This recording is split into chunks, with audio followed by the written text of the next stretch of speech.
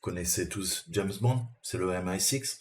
Hein. On a dans le renseignement anglais, pas que, on avait des grands, ce qu'on appelle des bureaux. Hein, à la sortie de la Seconde Guerre mondiale, on a l'OSS, hein, à la fois anglais et ensuite américain, qui deviendra côté américain la CIA. Et on a deux grands bureaux puisqu'on avait beaucoup de bureaux pendant la Seconde Guerre mondiale en termes de renseignement militaire, qui fusionneront, hein, qui vont donner également. Alors, il y a des bureaux moins connus, mais le bureau 5 et 6, c'est le MI5, MI6. MI5, c'est la contre-intelligence, hein, c'est la lutte antiterroriste sur le sol anglais, et le MI6, ce sont les services extérieurs. C'est l'équivalent de notre ancienne DGSE. Ok. Et la partie justement ordinateur, hein, numérique, cyberguerre du MI6, c'est le GCHQ. Voilà, maintenant vous savez.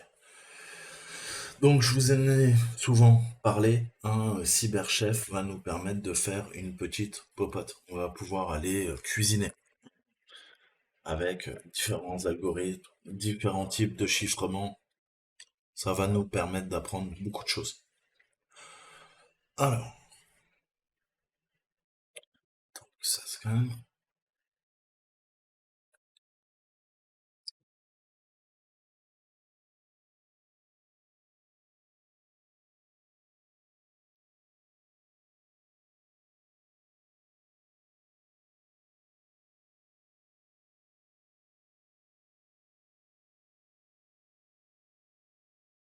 Donc on arrive là-dessus, l'application se charge et vous voyez que vous pouvez faire énormément de choses sur les données.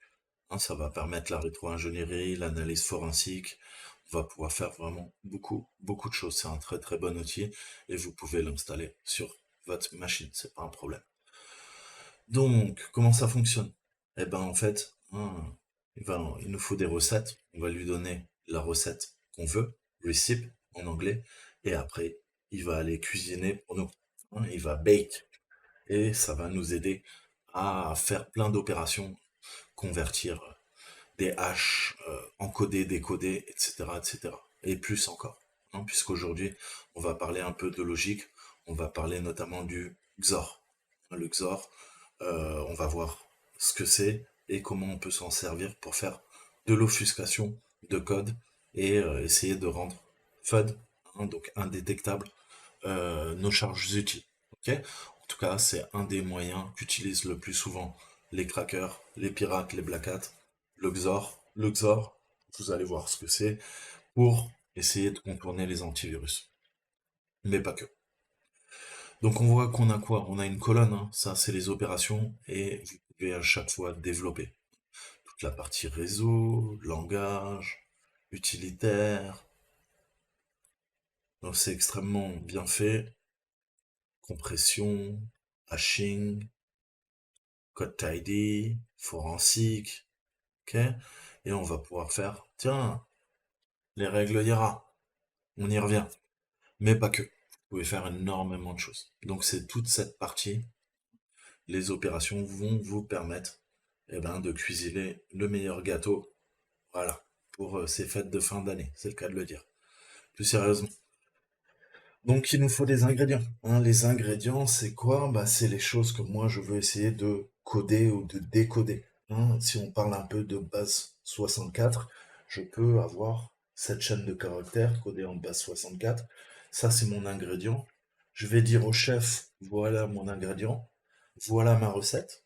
Ma recette, c'est quoi? Eh ben, en base 64, je vais faire une recherche. Et là, je lui dis, c'est assez simple, hein. Soit tout, donc tu m'encodes en base 64 mon ingrédient, soit tu me le décodes. Comme je sais que c'est du base 64 mon ingrédient, la recette, ça va être quoi? Ça va être from, de décoder, à partir. Ok? Et là, automatiquement, bah, il me fait quoi? Il me fait ma recette. Et la recette, c'est quoi le résultat de la recette? C'est qu'on a une chaîne de caractères qui est compréhensible, mnémonique. On est passé du base 64 qui est incompréhensible pour l'être humain. Enfin, si vous arrivez à décoder dans votre tête du base 64, vous êtes une machine de guerre, je tiens à vous le dire. Et donc là, ça dit quoi? Bah, Greenwich Enterprise, hein, ne pourra pas prendre le contrôle du pôle Nord. Donc vous voyez comment c'est extrêmement utile et on va pouvoir convertir, hein, c'est exactement ce qu'il vous explique là. Donc le base 64, hein, on s'en sert énormément, ça permet euh, d'utiliser, hein, de convertir. Parfois on a des problèmes avec l'ASCII, hein, qui est de l'encodage en texte, et on peut utiliser le base 64, pas forcément pour faire des choses malicieuses, mais pour que l'application web qui tourne sur un serveur, sur un site web, puisse fonctionner, hein, parce qu'on a certains caractères d'échappement spéciaux, des white space, qui peuvent poser problème.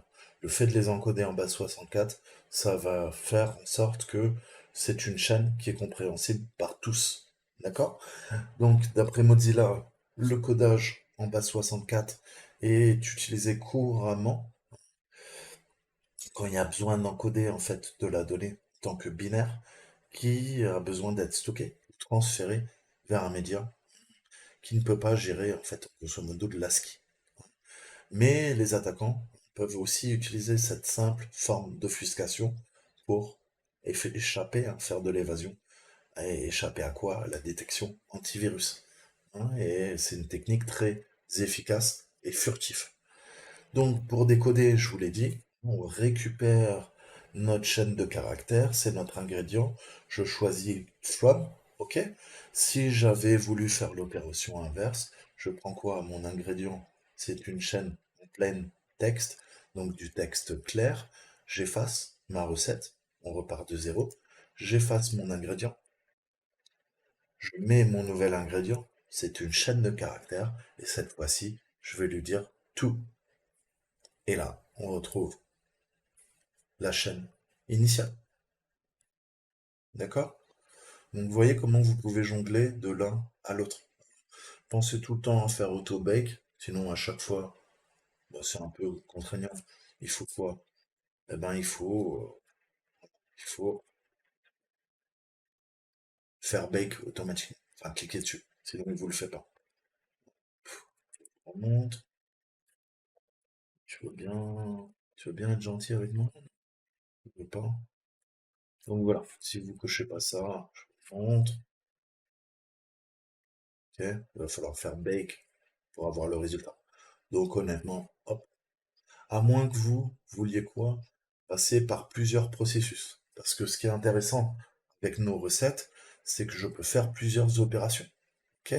Je vais d'abord coder en base 64, après je vais lui dire, écoute, l'encoder en hexadécimal, et après passer un magic number à partir du résultat. Bon, c'est un truc trivial que je vous montre, mais je vois comment je peux récupérer et concaténer des opérations. Ok, je vais pouvoir faire plein d'opérations à la suite, hein. Donc voilà. Et puis, comme je vous disais aussi, hein, c'est grâce à Enigma, hein, cette machine qui a permettait de chiffrer les données, et l'ancêtre du GCHQ a créé à Bletchley Park, hein, la time bomb. Je vous en ai parlé dans mes cours en crypto. La time bomb en crypto,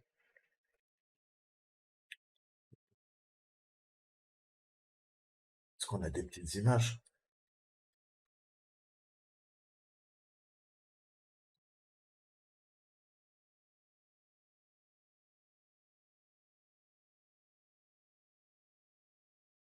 Hein. C'est là-dedans que Alan Turing bossa avec les meilleurs ingénieurs, mathématiciens, cryptographes et artistes aussi, parce qu'il y avait des artistes, pour casser la fameuse machine Enigma et pouvoir décrypter, hein, tous les messages des nazis, euh, des trois corps d'armée, hein, donc la Wehrmacht, l'armée de terre, la Kriegsmarine, la marine allemande, et la Luftwaffe, euh, l'armée de l'air, et tous utilisaient des variations de la machine Enigma, hein, avec un principe de rotor entre 4 et 8 rotors, on peut les voir ici, qui permettait, hein, de démultiplier avec un système analogique de fil. Donc non seulement il y a un chiffrement via le rotor, mais il y a en plus plusieurs combinaisons en fait en fonction du câblage qu'on utilisait ici. Donc les possibilités étaient infinies. Là on voit, je vous ai dit 8, c'est un peu trop, là on voit qu'il y a 3 rotors. Donc voilà, à creuser, hein, mais c'est les débuts de la crypto.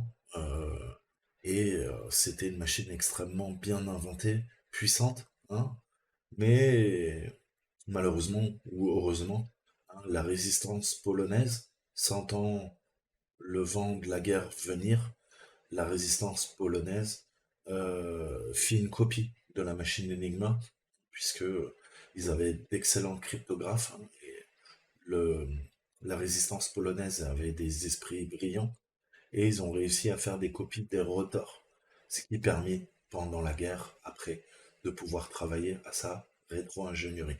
C'est une histoire que je vous raconterai un de ces quatre, parce qu'il y a des gens qui ont risqué leur vie, justement, pour qu'on puisse travailler et décrypter les données des nazis. Voilà, je vous en reparlerai une fois. Donc voilà, c'est ce qu'on fait nous maintenant avec des ordinateurs. Ni plus, ni moins. Le chiffrement, c'est ça. Hein, on ne parle pas de cryptage, on parle de chiffrement en mathématiques. Et je vous disais, dans les ambassades, dans les consulats, on a des chiffreurs, comme on les appelait avant, hein, qui venaient chiffrer l'ensemble des communications, puisque quand vous êtes dans une ambassade, un consulat, vous envoyez, hein, des télégrammes et comment dire, des messages, si vous voulez, euh, à la France, si on doit parler de notre pays, et il faut que tout soit chiffré. C'est ce qu'on appelle des câbles. Ok.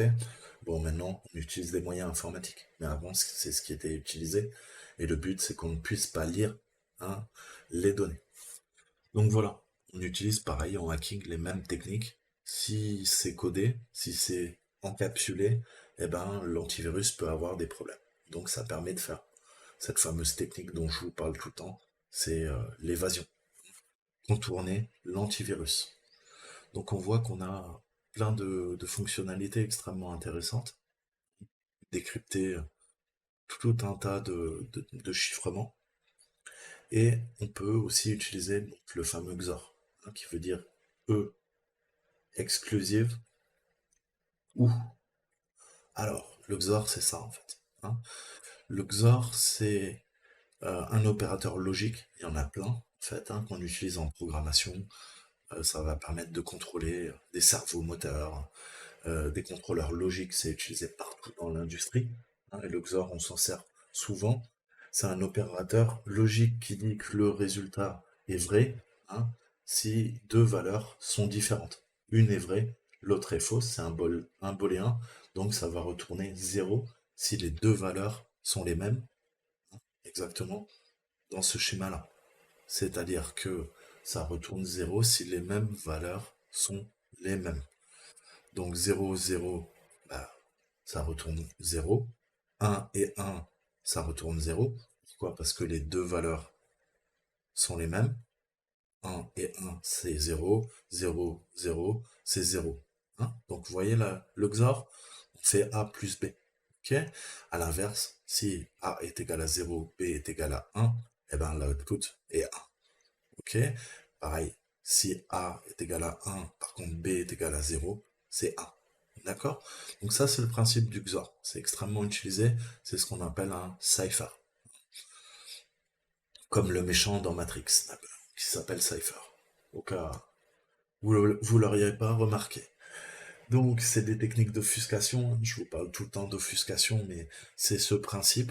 Ça va nous permettre de euh, offuscare en latin. Ça veut dire assombrir, obscurcir.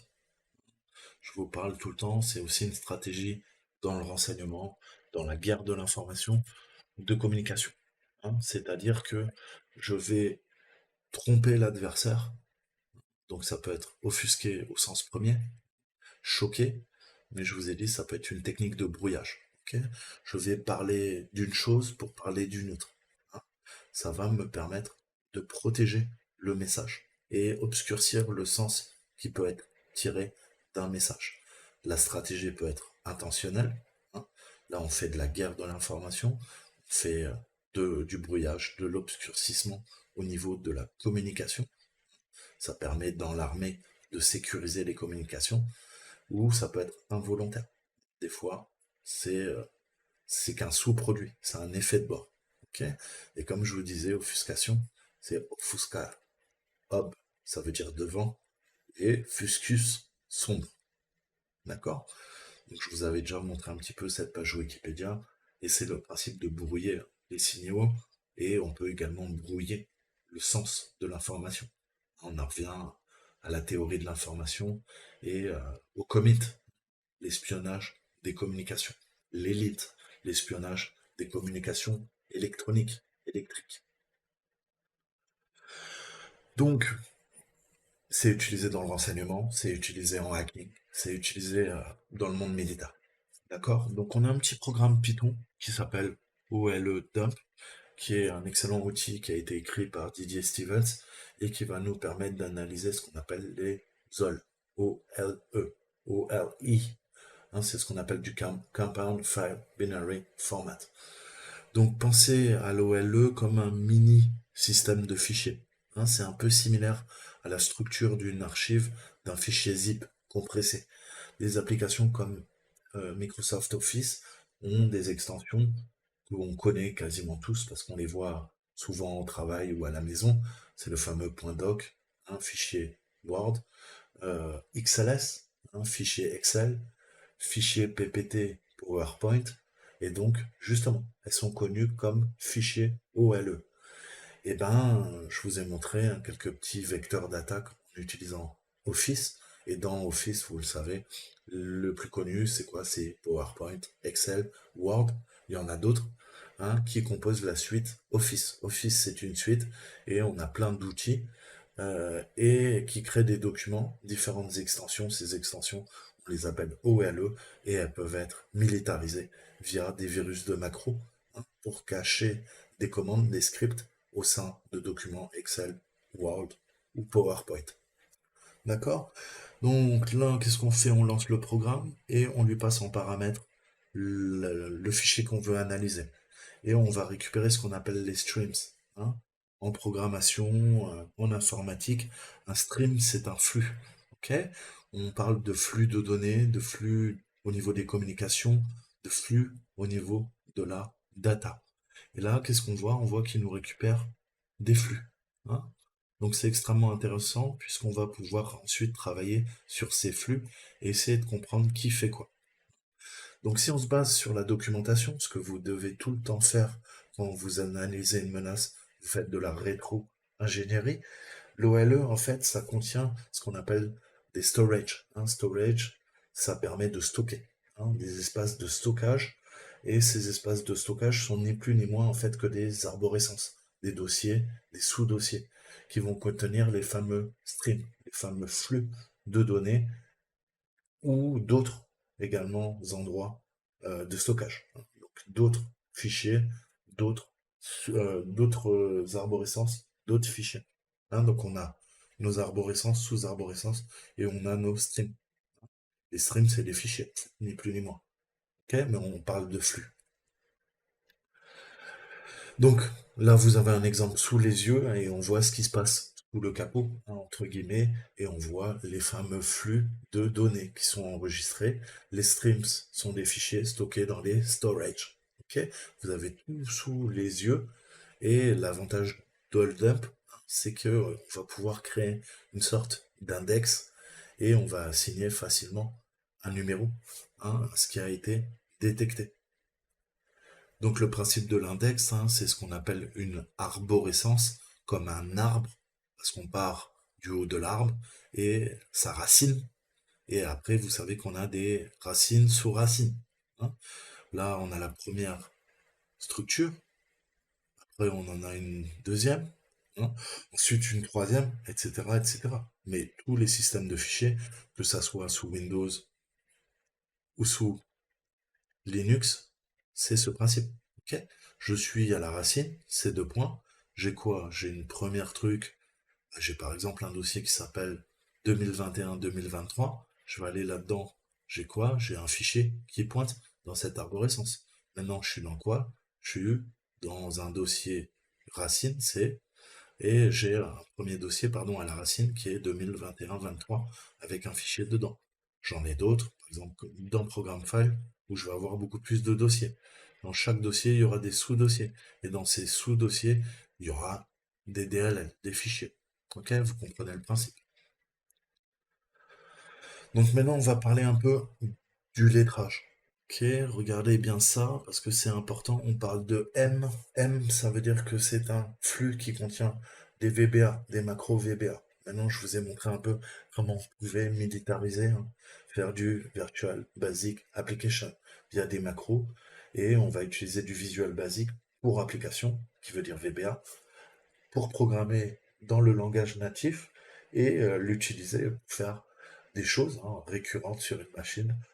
C'était très utilisé, ça l'est un peu moins aujourd'hui, mais on va pouvoir créer des fonctions personnalisées, faire des opérations répétitives hein, ou qui sont chronophages. Je vous le disais, dans Excel ou dans Word.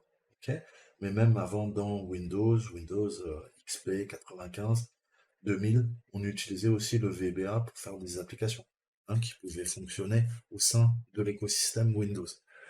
Donc avant de démarrer et de commencer à utiliser OLDump, jeter un petit coup d'œil hein, au fameux fichier OLE, et ça on le fait avec l'option "-m".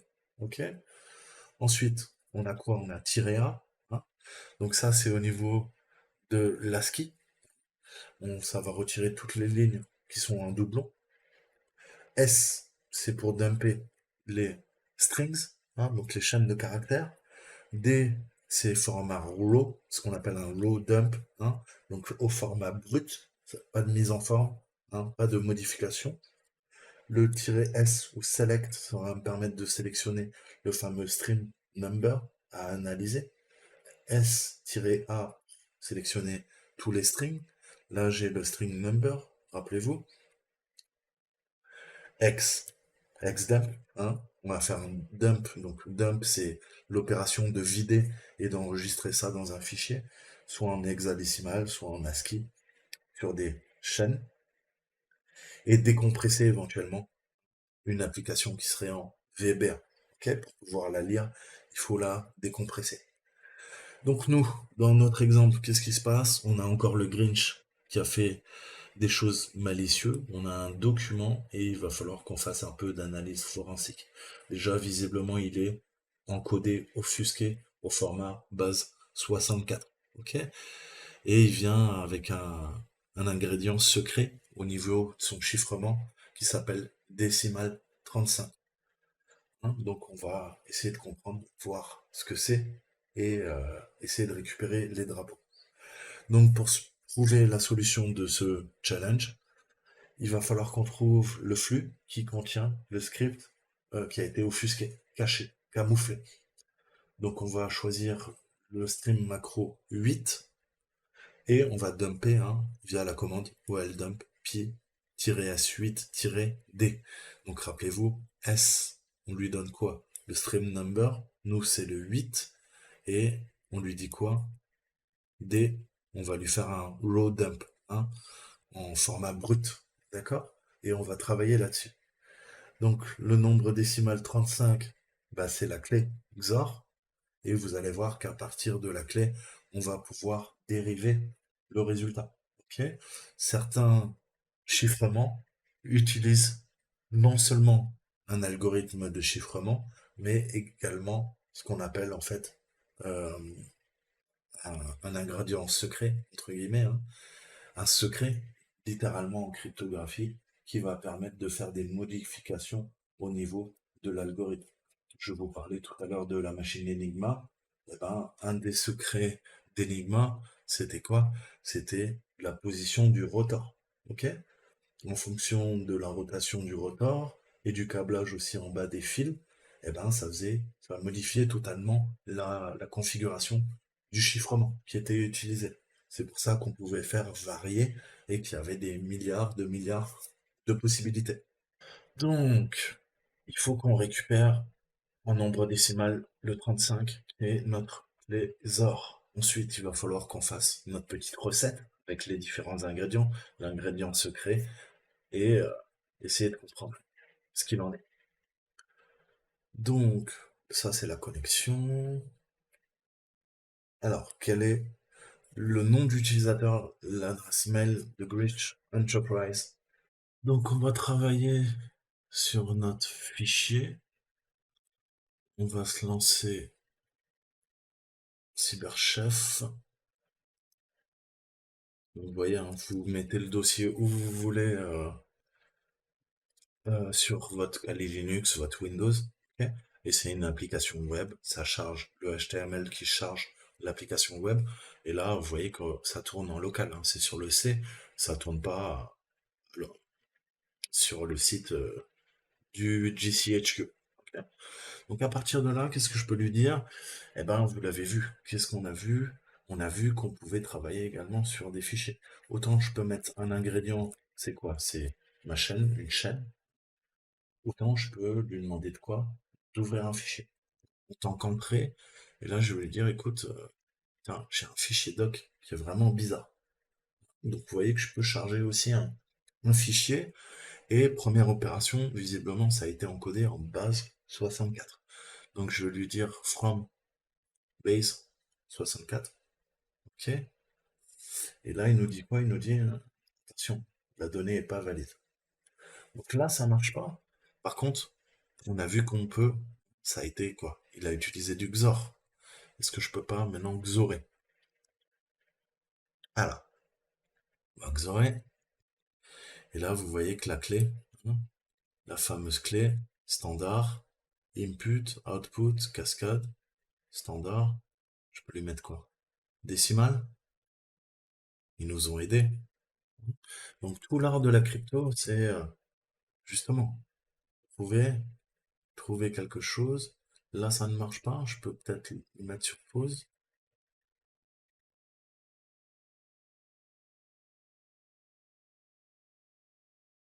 Décimal 35. Je fais ce qu'ils nous ont dit, hein. l'OLE, dump, M. OK. Donc, on va traduire ça. Donc, le nombre décimal 35 sera noté notre clé XOR. Construisons la recette. Utilisons les ingrédients suivants. 1. Donc, à partir de base 64. Et ensuite du XOR 35. N'oubliez pas de choisir décimal.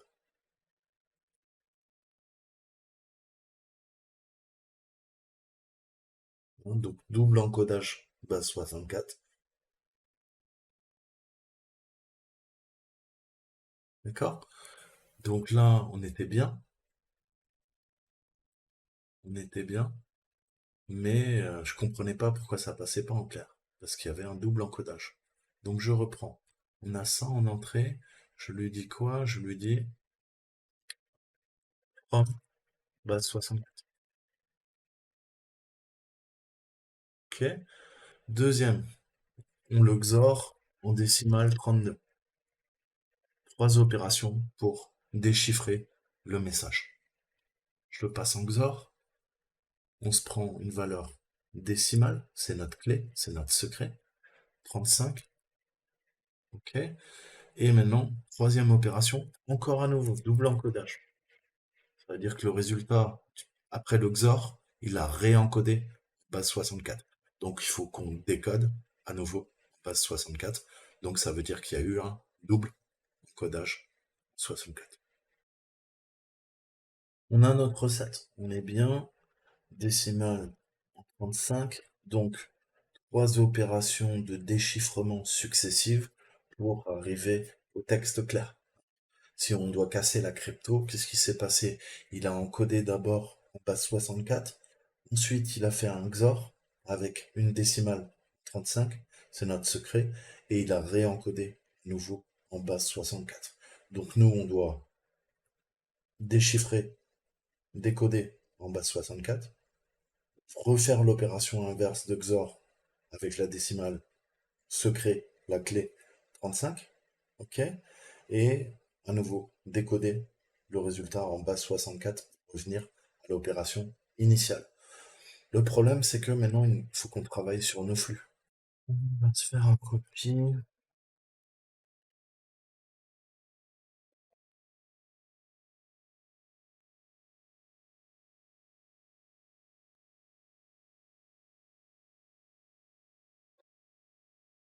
Ok. Donc, je vais faire un copie sympa et on va lui dire, écoute, t'es gentil, tu vas aller dans tous. Ok, là-dedans, il y a... Ouais, elle est... Oh, excusez-moi, je me crois sous Linux. Ok. Donc, maintenant, qu'est-ce qu'on peut faire? On peut sortir de notre répertoire, on peut aller dans tous, on peut dire, et là, donc, on va se focaliser sur un raw dump, en quoi? Sur le S8. Mais laissez-moi d'abord vous montrer. Si on devait partir du début, je vais appeler mon programme Python, ok, donc OLE, Python, et le fichier, Santa. Voilà. Donc là, déjà, on analyse. Première étape, et on voit que ils sont gentils, ils nous aident, hein, parce qu'on aurait dû naturellement creuser. Apparemment, c'est le stream 8. Donc, si je demande un dump, je vais lui dire quoi? Je vais dire S8D, ok? On récupère notre flux. Donc, je prends le flux, clic droit, je le copie, et qu'est-ce que ça nous dit là? Là, on a quelques petits soucis. Alors, si je fais un peu de nettoyage, je vire les caractères, vous l'avez compris. Spéciaux.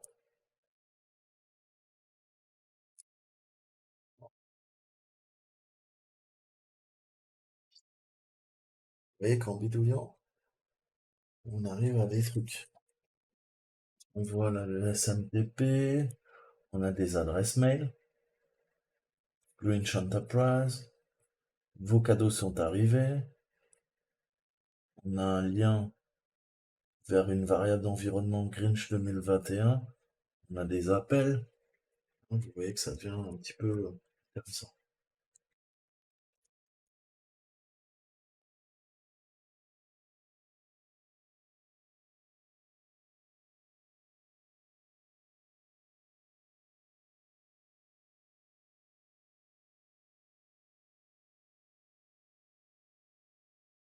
Là, c'est trop. Ok, donc j'essaye de rendre propre, vous l'avez compris tout ça. Donc c'est dommage qu'on puisse pas. Le problème c'est que l'interface elle est trop petite.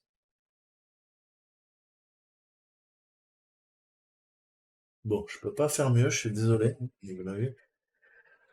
Mais on va répondre à nos questions. On a réussi à décrypter le message. Et ils nous disent donc l'adresse du mail. Donc c'est grinch.enterprise.com. Et vous voyez que l'outil vous souligne en fait la chaîne qui correspond.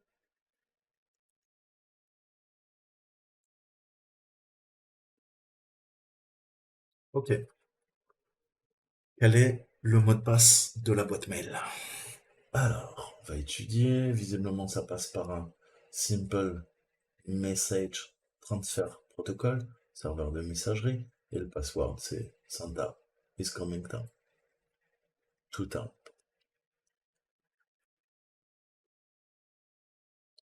Et quel est le sujet du mail? On va aller voir le subject. Message from, to, add, attachment. Il y a une boucle for each.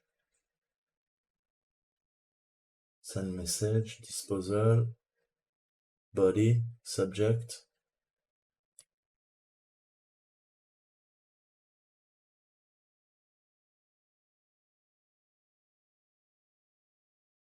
Ok. La liste de cadeau de Noël. Quel est le port que le script utilise pour exfiltrer les données du pôle Nord? Alors, voir un petit peu. Away some rat. Donc il y a un remote access Trojan.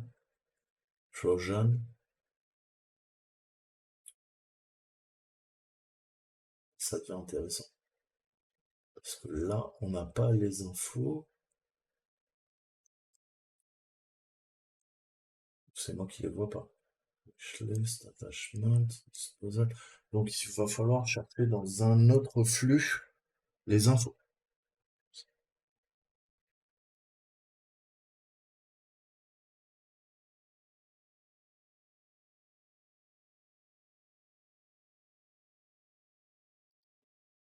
Donc,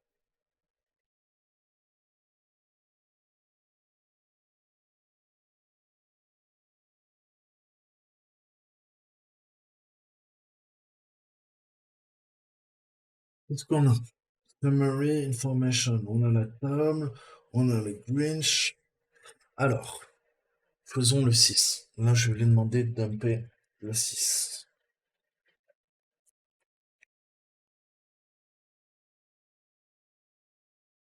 Microsoft Form Embedded Project. Donc, vous voyez, franchement, il n'y a pas à deviner. C'est juste quoi? C'est le header du document. Il n'y a rien d'intéressant. Hein, c'est juste les métadonnées qui disent, écoute, ouais, écoute, c'est une solution Microsoft 2.0 Forms. Ok. Et c'est un objet encapsulé dans le code. Ok. Donc là, c'est en clair. Grinch Enterprise was here. You found the Grinch cookie. Intéressant. Alors, ok. Il y a un deuxième flag. Pour moi, c'est peut-être celui-ci. Je ne suis pas sûr. Attention. Non.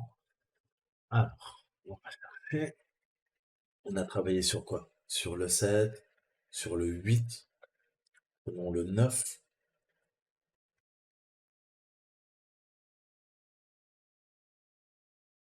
Checkbox. Ok, intéressant.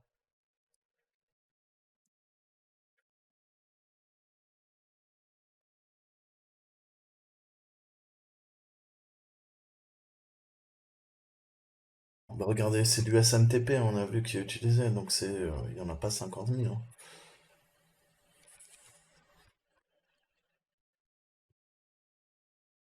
Bon, ok. Donc c'était le 587. Hein, à vous d'aller récupérer les informations. Chiffrement explicite, donc chiffré via SMTP. Hein, on a sans chiffrement 25, 464. Implicite, 587. Explicite. Donc là on est bien. Maintenant il faut qu'on trouve le second flag. Donc à mon avis c'est dans la partie PowerShell. Le script PowerShell là il va falloir le casser et qu'on trouve comment faire. Et on regarde. Vous avez dit il y a quoi? Il y a ENV quelque part.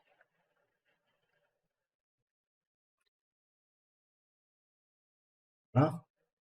Dollar $env user profile. Ça, c'est quoi? Appel de la variable d'environnement. User profile, profil utilisateur. Dans picture, il y a quoi? Il y a Grinch. Ok.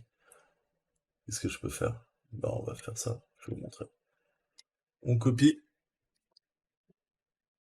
Alors, très simplement, si vous n'avez pas compris, c'est dans quoi? Picture, files, Grinch, flag. Ok? J'arrive dans ce qu'il faut. Et après, vous l'avez bien compris, on a quoi? Pictures, Grinch et la flag 2. Donc c'était bien la variable environnement. La preuve en est, qu'est-ce que je peux faire? Je peux aller, moi, dans quoi? Dans pourcentage, user, profile, pourcentage, j'appelle la variable d'environnement, il me la trouve. Il me dit, ouais, Coco, toi t'es quoi? T'es Timo, non? Voilà, Timo. Voilà. Ok? Donc voilà le principe, hein, quand on appelle une variable d'environnement. Et là, bah, dans le script PS1, qui était offusqué en base 64, xoré et réencodé en base 64, double encodage base 64, on a cassé le chiffrement et il y avait la variable d'environnement qui pointait vers administrateur picture Grinch 21 flag 2.txt. Donc, Santa Claus is real. Voilà. Donc on se retrouve dans, pour la prochaine vidéo et on va se faire du Magic Beat, du Magic PowerShell. Je sais pas ce qu'ils vont vous montrer. On va regarder des journaux d'événements. Ok, on va se faire ça. Allez, à bientôt, ciao ciao.